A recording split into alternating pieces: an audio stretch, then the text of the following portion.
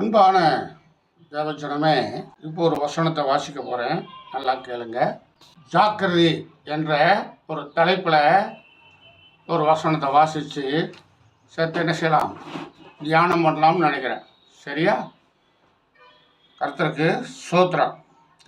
நீதிமொழிகள் புஸ்தகம் 22ஆம் அதிகாரம் 29வது வசனம்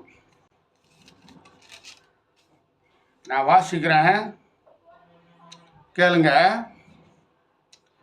தன் வேலையில் ஜாக்கிரதையாய் இருக்கிறவன் நீ கண்டால் அவன் நீசருக்கு முன்னால் நில்லாமல் ராஜாக்களுக்கு முன்னால் நிற்பான் என்று வேதத்தில் நம்ம வாசிக்கிறோம். நீதிமொழியில் ராஜாக்களுக்கு முன்னால் அவன் நிற்பான் என்று வேதத்தில் நம்ம பார்க்குறோம். எனக்கு அன்பான தேவ ஜனமே, அவனுக்கு கொடுத்த வேலையில் ஒழுக்கமாக இருக்கிறவன், நேர்மையாக இருக்கிறவன், எச்சரிக்கையாக இருக்கிறவன் நீசருக்கு முன்னால் நில்லாமல் ராஜாக்களுக்கு முன்னால் நிற்பான் என்று நம்ம வேதத்தில் வாசிக்கிறோம். எங்கே நிற்காம? நீசர்களுக்கு முன்னால் நில்லாமல் ராஜாக்களுக்கு முன்னால் நிற்பான். இப்போ தன்னுடைய வேலையில் ஜாக்கிரதை உள்ளவன் எப்படி வாழ்வான் என்றதை இந்த வசனம் நம்மளுக்கு விளக்குது இல்லைங்களா? இந்த வசனத்தில் என்ன சொல்லுதுன்னா, அவனுக்கு என்ன பொறுப்பு கொடுத்துருக்காங்களோ அந்த பொறுப்பில் அவன் என்ன செய்யணும்? எச்சரிக்கையாக இருக்கணும். அது நேர்த்தியாக உண்மையாக செய்தான்னா அவன் என்ன செய்வான்? அவனுடைய மேல் அதிகாரினால் பாராட்டப்பட்டு, பரிசுகள் வழங்கப்பட்டு, பதவி உயர் செய்யப்பட்டு அவன் எங்கே போயிருப்பான்? ராஜாக்கள் மத்தியில் பாராட்டுக்குரியவனாக நிற்பான். சரியா? ஆனால் அதே மனுஷன் ஜாக்கிரதை இல்லாமல் ஏனோ தானோண்டு பார்த்தான்னா அவனுடைய வாழ்க்கை என்ன ஆயிரும்? அவனுடைய வாழ்க்கை என்ன ஆயிரும்? கீழே குற்றவாளியாகி, புரியுதா? நீ இன்னும் தப்பு செஞ்சுட்ட, அந்த தப்பின் பிரகாரம் உனக்கு தூக்கு தண்டனை, அல்லது இந்த கற்பழிப்பு கேஸில் நீ கேட்ட அதனால் உனக்கு சாகு வரைக்கும் சிறைவாசை என்று சொல்கிறாங்க. அவங்க என்ன செய்கிறாங்க? தீர்ப்பு சொல்லிட்டு போலீஸுக்காரங்கிட்ட கொடுத்துட்றாங்க. போலீஸ் அப்போ அவன் வேலையில் என்ன இல்லை? ஜாக்கிரதை இல்லை. இப்போ உங்களுக்கு புரியும்படியாக சொல்கிறேன். ஒருத்தன் மரம் ஏறி என்ன பண்ணிக்கணும்? அடிமரத்தில் இருந்துக்கிட்டு முனி மரத்தில் இவன் உட்காந்துக்கிட்டு அடிமரத்தை வெட்டிக்கிருந்தான். இவன் உட்காந்துருக்க முனி மரத்தில், வெட்டுறது எங்கே? அடிமரத்தில். இப்போ ஒரு அறிவாளி சொன்னானா, ஏய் என்னையா இப்படி மேலே ஏறிக்கிட்டு முனி மரத்தில் உட்காந்துக்கிட்டு அடிமரத்தில் வெட்டுறானே, நிலைமை என்ன ஆகும் என்று ஒருத்தன் சொன்னானா. அவன் சாகிறதுக்கிட்டு தான் போய் செஞ்சுக்கிட்டு இருக்கிறான். அவன் வாழ்கிறதுக்காக செய்யலை. அவன் அறிவே அவனை அழிக்க போகுது. இதுதான் அதனுடைய காரணம். அதனால தான் அவனுக்கு அந்த இது நல்லதாக தெரியுது. அவன் அடிமரத்தை வெட்டுறது, முனிமரத்தில் உட்காந்துக்கிட்டு அடிமரம் வெட்டுறது அவன் நல்லதாக தெரியுது என்று அவன் அடுத்தவன் சொன்னானான். இப்போ 2 பேரும் என்ன சொன்னாங்களாம்? ஏய் எப்படியாச்சும் அவனை போய் காப்பாற்றலாம் அப்படின்னானா. இப்போ ஒருத்தன் சொன்னானா, டேய் அவன் விழுகிறதுக்குன்னு முடிவாகி போச்சு. அதனால தான் அவன் மூளை என்ன செய்யுது? அடிமரத்தை வெட்டிக்கிட்டு இருக்குது, முனி மரத்தில் உட்காந்துக்கிட்டு. அதனால் யாரையும் அவனை காப்பாற்ற முடியாது. அவனையே கெடுத்துக்கிற போது அடுத்து எப்படி காப்பாற்ற முடியும் என்று சொல்லிக்கிருக்கும் போதே அடிமரத்தை வெட்டம் சோருக்கு, முனி மரத்துலேருந்து அடிமரத்தை வெட்டும் சோருக்கு அப்படியே சாஞ்சி அந்த மரத்தோடு இவனை விழுந்து ஐயோன்னு செத்து போனான். இப்போ அவனுக்கு அந்த ஆபத்து, அவனுக்கு சாவு, அந்த அடி அவனுக்கு எப்படி வந்தது? அவனுடைய அறிவினாலேயே அவனுக்கு வந்தது இல்லையா? அப்போ அவனுக்கு என்ன இல்லை? அவன் செய்கிற வேலையில் ஜாக்கிரதை இல்லை. புரியுதானே சொல்கிறது? அப்போ ஜாக்கிரதை இல்லாமல் வேலை செஞ்சவன் அவன் செய்கிற வேலையிலேயே அவனுக்கு ஆபத்து வரும். புரியுதா? இப்போ அருவா வச்சு வேலை செய்கிறோம். அந்த அருவா எதை வெட்டினாலும் வெட்டும். இப்போ தப்பி தவறு இப்படி வெட்டுறதுல வேகமாக வெட்டினா அந்த வெட்டு அந்த மரம் துண்டாகி நம்ம கைக்கு வரும். வருமா வராதா? வரும்.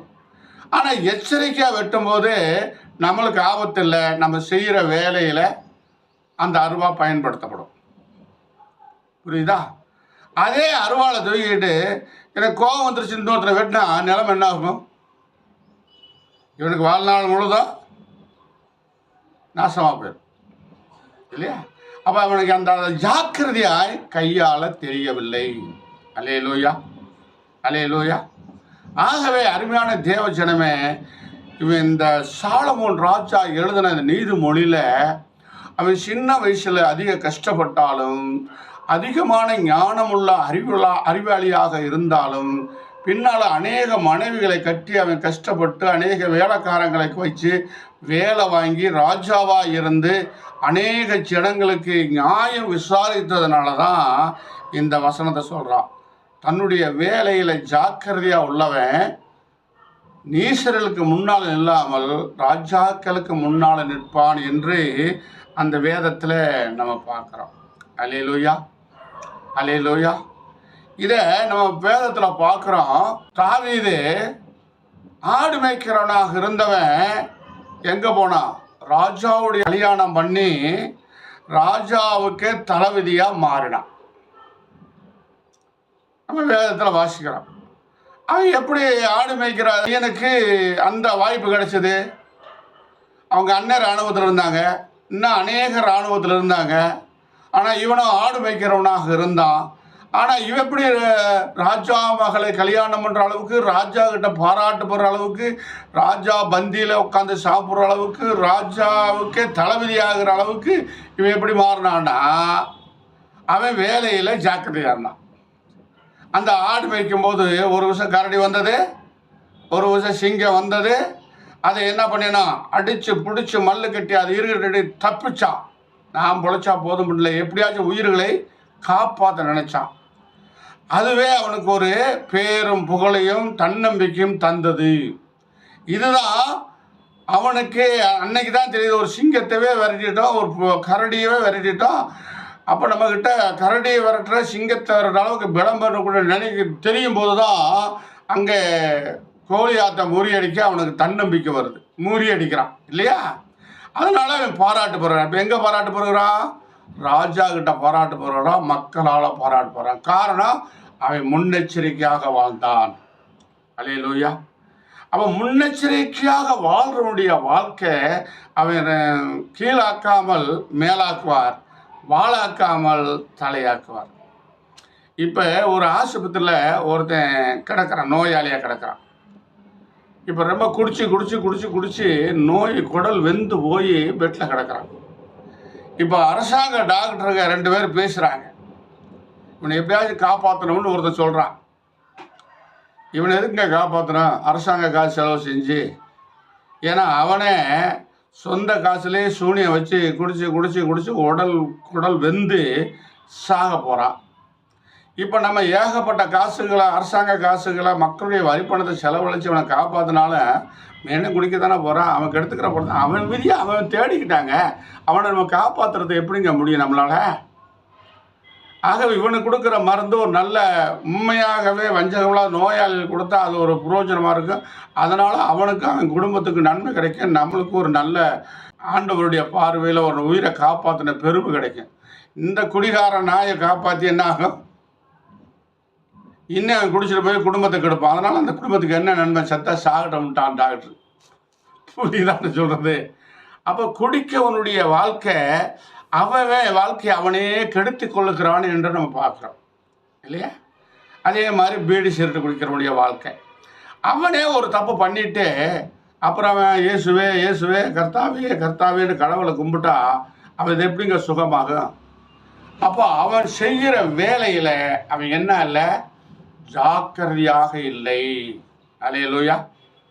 அப்போ நீ ஜாக்கிரதையாக இருக்கணும்னா நீ செய்கிற வேலையில் உண்மை இருக்கணும், உத்தமம் இருக்கணும், அதில் ஒரு நீதி இருக்கணும், கொஞ்சம் அறிவு இருக்கணும். அப்போ தான் உனக்கு பாராட்டு கிடைக்கும். இந்த பூமியில் ஒரு நல்ல வாழ்க்கையும் உனக்கு அமையும். புரியுதா சொல்கிறது? கடனை வாங்கி ஜாலியாக செலவு பண்ணிட்டு அப்புறம் கடன்காரன் கேட்கும்போது ஐயையோ ஐயையோ அப்படி கடன்காரன் கேட்குறானே என் தலையெழுத்துனா இந்த கடன் யார் கொண்டு வந்தது? வரவு தக்கவாறு செலவழிச்சிருந்தா இந்த கஷ்டம் உனக்கு வருமா? வரவுக்கு மீறி நீ ஆடம்பர செலவு செஞ்சதுனால தான் இந்த கஷ்டம் வந்தது. புரியுதான்னு சொல்கிறது?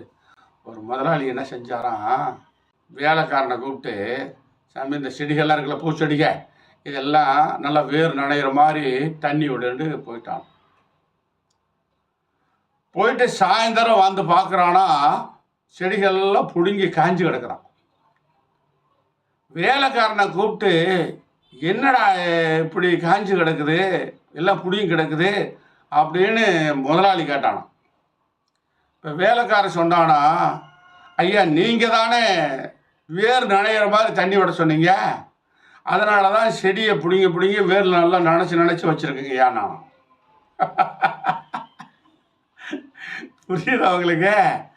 வேறு நினைகிற அளவுக்கு தண்ணி விடுறான்னா இவன் செடியவே பிடுங்கி வாளியில் தண்ணியை வேர் நினச்சி பழையபடிக்கு அந்த இடத்துல வச்சுருக்கான். அது காயம் என்ன செய்யும்? வேறு நனைகிற அளவுக்கு தண்ணி விடுறான்னா ஒரு வாளி தண்ணி விடுற இடத்துல இன்னும் ஒரு வாளி சேர்த்து விடுப்போம், அது நல்லா நனையட்டும். அப்படி தான் பொருள். என்ன பொருள்? வேறு நனைகிற அளவுக்கு தண்ணி விடுறான்னா என்ன பொருள்? ஒரு வாளி தண்ணி ஊற்றுற இடத்துல இன்னொரு வாளியை சேர்த்து ஊற்று, அப்போ தான் அது நல்லா மண்ணுக்குள்ளேருந்து வேரெல்லாம் நனைஞ்சு அது நல்லா இருக்குன்னு பொருள். இதைத்தான் அவர் சொல்கிறார். இவன் வேர் நனைகிறதுக்காக செடியை பிடுங்கி வாளி நனைச்சிருக்கான். 2 அடி கொடுத்த முட்டாப்பில் நீ எல்லாம் ஒரு மனுஷனே கிடையாது, சரி நீ விளங்கவே மாட்டேன் விரட்டி 2 அடியை கொடுத்துட்டு விரட்டி விட்டு போயிட்டாரான். இந்த செடியை நனைச்சவனுக்கு எதுக்கு அடித்தாருன்னு புரியல. என்ன புரியல? என்னடா வேர் நனையத்தானே தண்ணி விட சொன்னார், நம்ம அதைத்தானே செஞ்சோம், ஆனால் ஏன் நம்மளை அடிக்கிறாங்க அப்படின்ட்டு அவன் தன்னைக்குள்ளேயே நினச்சிக்கிட்டு தான் போனானே ஒழிய அவன் செஞ்ச தப்பே அவனுக்கே தெரியல. புரியுதா உங்களுக்கு? அவன் செஞ்ச தப்பை அவனுக்கே தெரியல. அப்படி தெரியாதவன்கிட்ட ஒரு முதலாளி அவன் இருந்தால் அவன் எப்படியா, அவன் என்ன செய்வான், எவன்கிட்ட வாழ முடியும், அவன் எப்படி வாழுவான்? வாழ்க்கை பூரா அப்படி தான் இருக்கும். என்ன செய்வோம்? இன்னும் இவ்வளோ மோசமாக இருக்காங்க நீ சொல்கிறீங்களா? நான் சொல்கிறேன் கேளுங்க. ஒருத்தன் மருந்து குடித்தான், ஒரு வாலிபையன். அவங்க நாடோடி கூட்டத்தை சேர்ந்தவங்க. மருந்து குடித்த சோருக்கு அவன் கக்கிட்டு கிடந்தான்னு எனக்கு நியூஸ் வந்துச்சு. அவங்க அம்மா விசுவாசி கோயிலுக்கு வரும். ஐயோ பாவமே என்ன அவங்கெல்லாம் பொழைக்க போயிட்டாங்களே நாடோடிங்க, இவன் இப்படி கிடக்கிறான்னு சொல்லி நானும் எங்கள் வீட்டுக்காரையும் ஒரு ஆட்டோவை பிடிச்சி அவனை ஏற்றி கொண்டு போய் தர்மாசத்தில் போட்டு குளுக்கோஸ் ஏற்றி மருந்து ஏற்றி எல்லாத்தையும் போட்டு கிளினாகி வாந்தி கிடந்தவங்களாம் கக்கி அந்த சட்டை திட்டி மேலையெல்லாம் எடுத்து போட்டு அப்புறம் ஏன் சட்டையை கொண்டு போய் அவனுக்கு கொடுத்து எப்படி ஆச்சு விடியறதுக்குள்ளே அவனை காலையில் 5 மணிக்கெல்லாம் அவன் சுகமாயிட்டான். என்ன ஆகிட்டான்? நார்மலுக்கு வந்துட்டான். கிடந்தவன் மருந்து கிடந்தெல்லாம் கக்கி நடந்துட்டான். இந்த நியூஸு கேட்டு அவங்க தாய் பிள்ளைகளுக்கெல்லாம் நைட்டோட நைட்டாக போய் எல்லாரும் காலையில் விடிய 6 மணிக்கு ஆஸ்பத்திரிக்கு வந்துட்டாங்க. இவன் என்ன செய்கிறான், அந்த ராத்திரிலாம் கக்கிக்கிட்டு இருந்த அந்த மருந்து குடிச்சவன் சொல்கிறான், ஃபாதர் 2 இட்லி வாங்கி கொடுங்க ஃபாதர்ன்றான். வகரெல்லாம் கவகமாக எரியுது, 2 இட்லி வாங்கி கொடுங்க ஃபாதர்ன்றான். என்ன 2 இட்லி என்ன பெரிய மழையா, எவ்வளோ காசு செலவழிச்சோமே அப்படின்னு சொல்லி நர்ஸுக்கிட்ட கேட்டால், ஐயோ வாங்கி கொடுத்துறாங்க, அந்த மருந்து குடித்த வகர் அப்படி தான் கப்பக்கடி எரியும், அவனுக்கு ஏற்றுற குளுக்கோஸ்லேயே அது சுகமாகணும், நீங்கள் ஒரு இட்லி வாங்கி கொடுத்தீங்கன்னா அவன் இதாகிரும், அவன் சாவுக்கு வேட்டு வச்சுருக்கீங்க அப்படின்ட்டு நரசம்மா சொல்லுது. இவனும் ஐயா 2 இட்லி கொடுங்க ஃபாதர், 2 இட்லி கொடுங்க ஃபாதர், 2 இட்லி வாங்கி கொடுங்க ஃபாதர் அப்படின்னு இங்கிட்டு சுற்றி வந்து தொல்லை பண்ணுறான். நரசம்மா அப்படி சொல்லுது. இப்படி பசி இருக்கு கேட்குறான், என்ன செய்யறதுன்னு சொல்லி டாக்டர்கிட்டையும் கேட்டேன். சார் ரொம்ப பசிக்கிறான் சார். ஐயோ வாங்கி கொடுத்துறாதீங்க, அது குட் பாசன் ஆகிரும், மீண்டும் அவனுக்கு இது திரும்பிடும், அதனால் வாங்கி கொடுத்துறாதீங்க, அவனுக்கு அந்த குளுக்கோஸ்லேயே சரியாக போகும், அப்படி தான் எரியும், ஏன்னா மருந்து குடித்த வகுறு அந்த இதெல்லாம் நம்ம காலி பண்ணியிருக்கோம், அது எப்படி தான் எரியும், அந்த குளுக்கோஸ் சரியாக போகும், வாங்கி கொடுக்காதீங்கன்னு டாக்டர் சொல்லிட்டார். இப்போ என்ன செய்யுது? சரி, இப்போ அவங்க அம்மா அவங்க தாய் பிள்ளை எல்லாமே அந்த நோயாளிகள்லாம் வந்துட்டு எல்லாரும் குடிக்குமெல்லாம் கொடுக்கும்போது இப்போ நான் சொல்லி அம்மா மணி 7 ஆயிடுச்சு, நான் என் வீட்டுக்கு போன ராத்திரிலாம் இங்கேயே கடந்தான், இந்த பாரு டாக்டர் இட்லி வாங்கி தரக்கூடாதுன்னு சொல்லியிருக்காரு, வீட்டு பசிக்குதுன்றான், வாங்கி கொடுத்துடாதீங்க, எதுவாக இருந்தாலும் டாக்டர்கிட்ட கேட்டு செய்யுங்க என்று சொல்லிவிட்டு நான் வீட்டுக்கு வந்துட்டேன். வந்த சோறுக்கு அவன் பசிக்குது என்கிட்ட கேட்டான்ல, அதே மாதிரி அம்மா கிட்ட கேட்டிருக்கான். அம்மாவும் வஞ்சகம் இல்லாமல் 2 இட்லி வாங்கி மரவில் கொடுத்துருக்கு. சாப்பிட்டு செத்து போனான். நான் வீட்டுக்கு வரேன், செத்து போனான்னு செய்தி வருது. ஆனால் என்னடா இப்படி ஆகி போச்சுன்னு சொல்லி நான் பழையபடிக்கா ஓடுறேன். ஏமா நல்லாத்தனமாக இருந்தான், எப்படிம்மா செத்தானா? 2 இட்லி வாங்கி கொடுத்தாங்க, சாப்பிட்டேன், செத்து போனாங்க. ஆனால் இது நான் விடிய சொல்லணும்மா, டாக்டர் அப்படி சொல்கிறாரு, நர்ஸ் அப்படி சொல்கிறாரு, 2 இட்லி வாங்கி கொடுக்காதீங்க என்று சொல்லிட்டு தானே போனேன். அப்புறம் வாங்கி கொடுத்துருக்கீங்க அப்படின்னா என்ன பார்த்தாரு, சும்மா திருப்பி அப்படியே பேசிக்கிறேன்.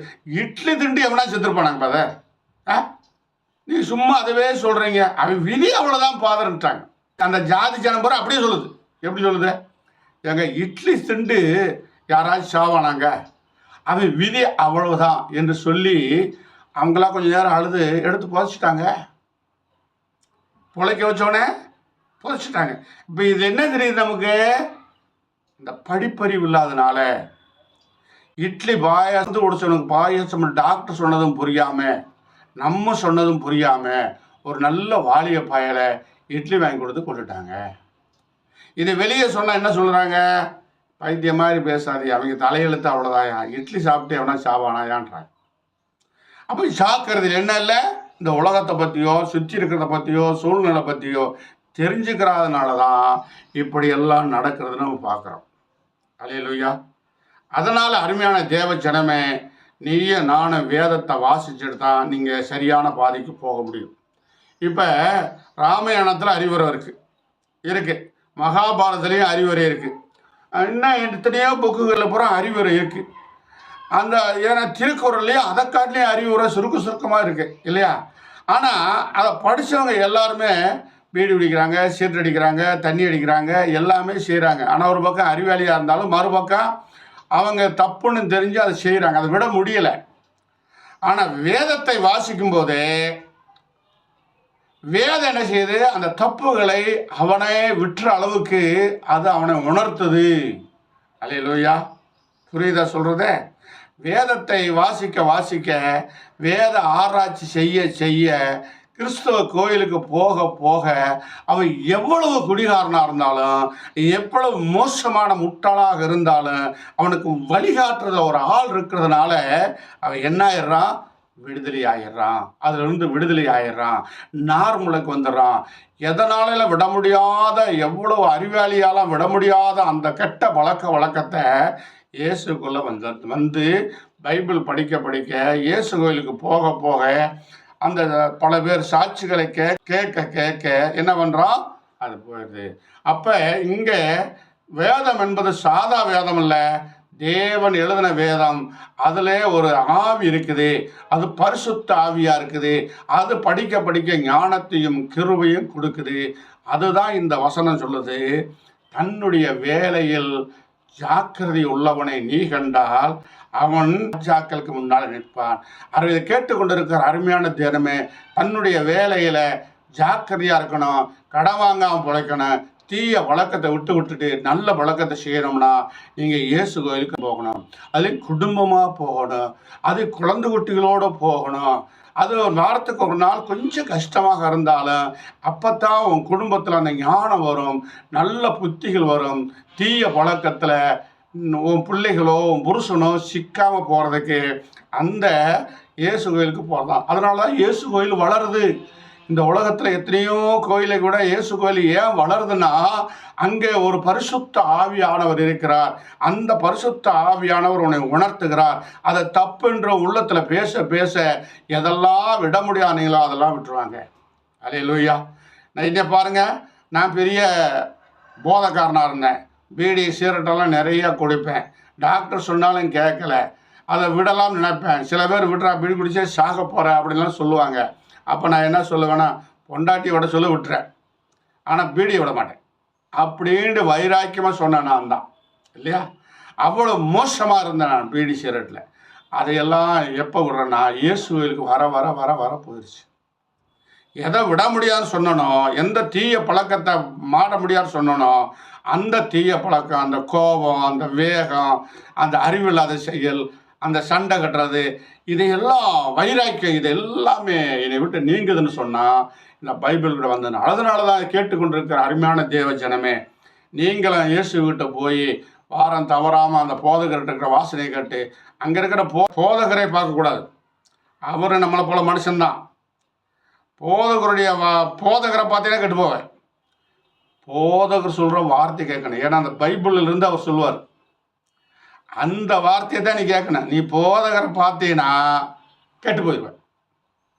ஏன்னா அவனும் சாதாரண மனுஷன்தான், அவனுக்கு கடவுள் கிடையாது.